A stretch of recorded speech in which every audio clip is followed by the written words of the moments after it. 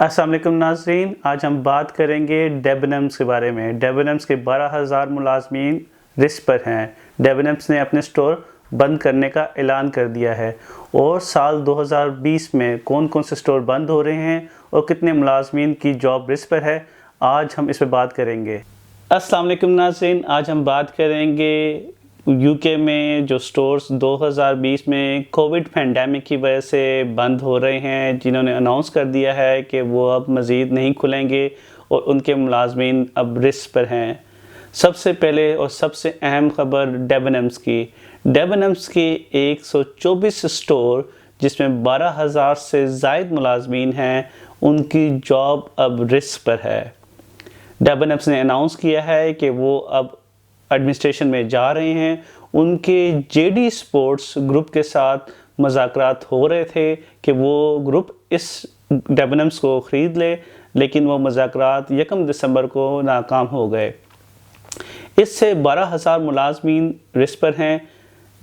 डेबनम्स ने अपनी वेबसाइट पे जो उनके आइटम्स हैं उनको अब सेल पे लगा दिया है।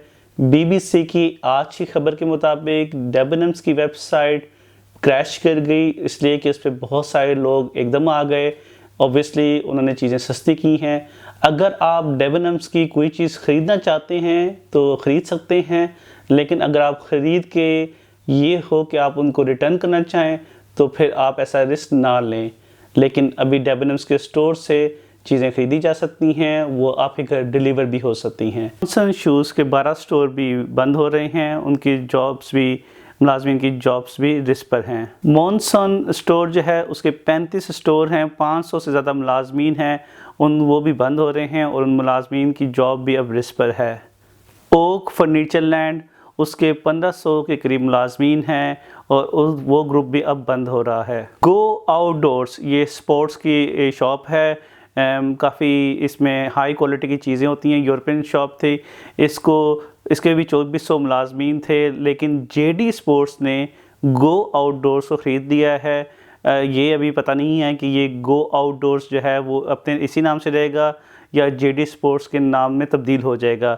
लेकिन इनके 2000 से ज़्यादा मुलाजमीन जो हैं वो, उनकी जॉब पहले रिस्क पे थी, लेकिन अब वो उन्होंने सारे रिटेन कर लिए हैं। हार्वेस्ट फर्नीचर, जिनकी 105 स्टोर्स हैं, जिनमें से वो 20 स्टोर्स को अपने मुल्क में, इस मुल्क में जो है 20 स्टोर्स को बंद कर रहा है, जिसकी वजह से 240 जॉब जो हैं उनकी रिस्क पर हैं।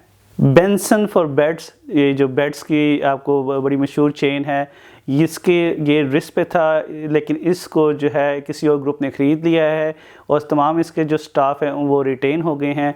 तो ये, इसको अब कोई मसला नहीं है, ये एज़ इट इज़ चलता रहेगा, which is again a good news. DW sports, उसके 1700 मुलाजमीन हैं, ये ग्रुप भी बंद हो रहा है और इनके 1700 मुलाजमीन की जॉब अनफॉर्चुनेटली रिस्क पर है।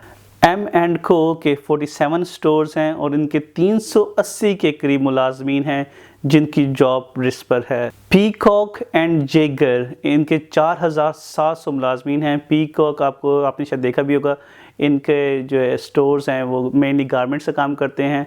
ये स्टोर भी अब क्लोज़ हो रहा है। 4700 मुलाजमीन की जॉब अब रिस्क पर।